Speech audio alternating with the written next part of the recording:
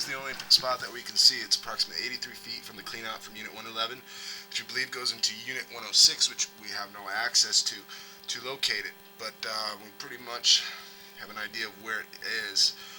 But this is where it begins and is underwater, and we can kind of see that the pipe is gone at the bottom. So this is where all the buildup are occurring and the blockages are happening.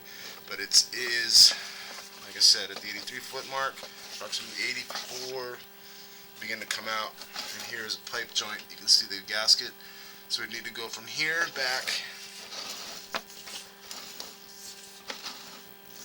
to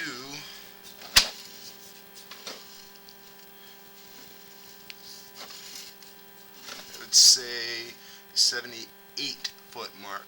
So that would be a total of 6 feet that needs to be dug up. Spot repair is required to correct the problem here. And due to the scale on the line, do recommend hydrojetting it.